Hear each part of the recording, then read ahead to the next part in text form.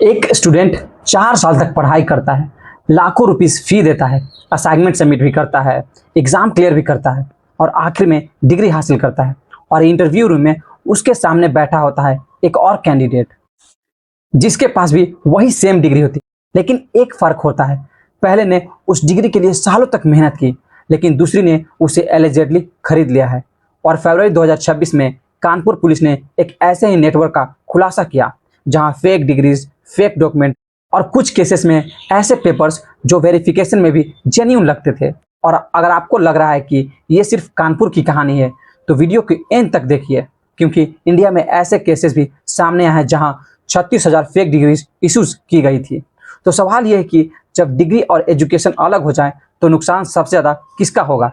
हर साल इंडिया में लाखों स्टूडेंट्स एग्जाम देते हैं, competitive exam, entrance exam, professional courses, और सबका गोल एक ही होता है, एक डिग्री, एक करियर, एक बेटर फ्यूचर।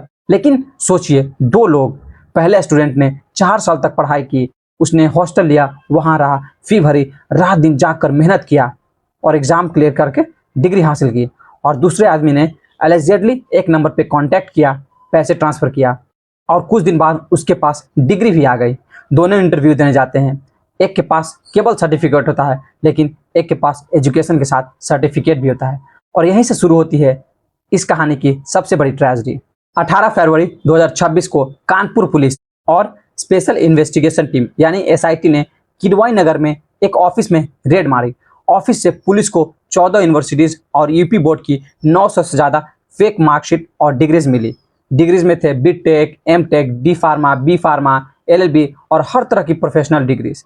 पुलिस ने मौके से 4 आरोपियों को गिरफ्तार किया और ग्रुप के मास्टरमाइंड निकला शैलेंद्र कुमार ओझा। लेकिन ये सिर्फ कानपुर तक ही सीमित नहीं था। पुलिस के मुताबिक ये नेटवर्क कई सालों तक काम करता रहा है और मई 2026 में पुलिस ने ग्रुप के 2 मास्टरमाइंड्स को भी पकड़ लिया है।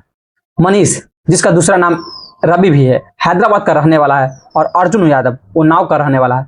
मनीष की कहानी काफी हैरान करने वाली है। पुलिस के मुताबिक उसने कई यूनिवर्सिटीज के नाम इस्तेमाल किए। काम का तरीका बहुत सिंपल था, उसके पास डॉक्यूमेंट की डिमांड आती थी। पुलिस के मुताबिक डिमांड रिसीव होने के बाद नकली डॉक्यूमेंट तैयार किए जाते थे। पुलिस के मुताबिक मनीष के अकाउंट में लगभग 16 लाख रुपया ट्रांसफर हुए थे। वहीं अर्जुन के पास लगभग 20 लाख का ट्रांजैक्शन करवाया गया था। इन आरोपियों ने कई यूनिवर्सिटीज का नाम इस्तेमाल किया था, जैसे Lingayas Vidyapeeth, Kumaon university, Chhatrapati Shahuji Maharaj university, Mangalayatan university, JS university, Glocal university और सिक्किम प्रोफेशनल यूनिवर्सिटी। खास बात यह थी कि आरोपियों ने सीएसजेएम यूनिवर्सिटी के डिप्टी रजिस्टर के फेक सील भी बना रखी थी और फेक माइग्रेशन बुकलेट भी रेडी थे। ये फ्रॉड सिर्फ सर्टिफिकेट पे सीमित नहीं था, पूरा डॉक्यूमेंटेशन का पैकेज था।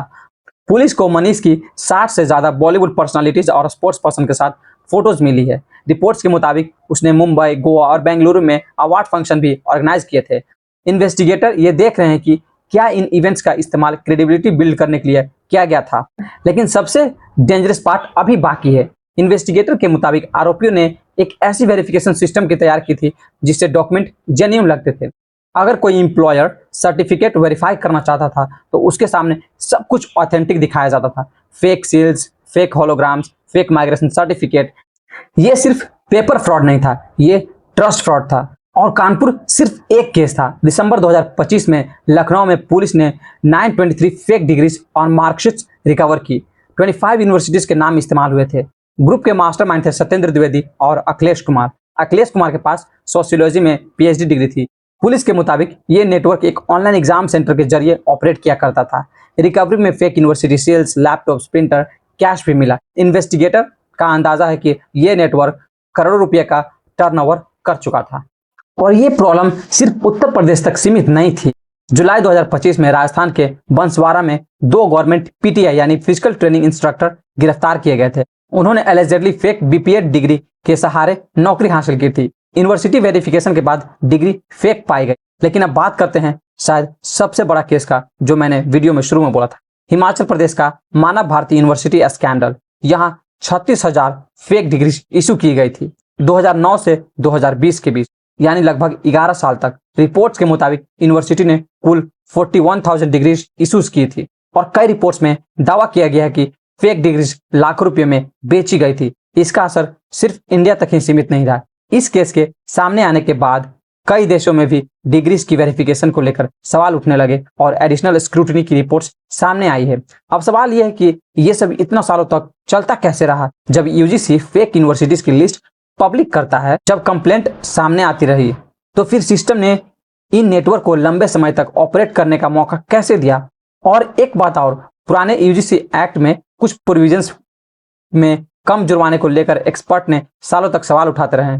क्या मॉनिटरिंग वीक थी, या फिर क्या इन्फोर्समेंट स्लो था, या फिर सिस्टम इन क्रिमिनल से एक कदम पीछे चल रहा था। आज हम इतना जानते हैं कि कानपुर में 900 से ज्यादा फेक डॉक्यूमेंट्स रिकवर हुए हैं, 14 यूनिवर्सिटीज के नाम इस्तेमाल हुए हैं, मास्टरमाइंड गिरफ्तार हुआ है, उसके साथ जुड़े लोग भी गिरफ्तार हुए हैं। लखनऊ में 923 फेक डिग्रीज रिकवर हुए, राजस्थान में फेक डिग्री के सहारे सरकारी नौकरी का केस सामने आया, और हिमाचल प्रदेश में 36,000 डिग्रियां का स्कैंडल पूरे देश को हिला दिया। लेकिन इस केस का सबसे डिस्टर्बिंग हिस्सा डॉक्यूमेंट रिकवर होना नहीं है, बल्कि यह है कि डिग्री सिर्फ एक कागज नहीं होती, डिग्री ट्रस्ट होती है, एक स्टूडेंट की मेहनत की सर्टिफिकेट होती है, एक एम्प्लॉयर की भरोसा का आधार होती है, और कई प्रोफेशंस में पब्लिक सेफ्टी से जुड़ी होती है। और जब ट्रस्ट बिकने लगे तो नुकसान सिर्फ एक इंस्टीट्यूशन का नहीं होता, पूरा सिस्टम का होता है।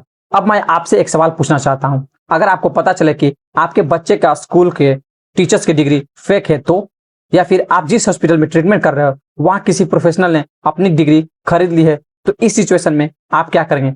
कमेंट में बताया। और अगर आप यहां तक वीडियो देख लिए हैं तो सब्सक्राइब करना ना भूलिए। जय हिंद, जय भारत।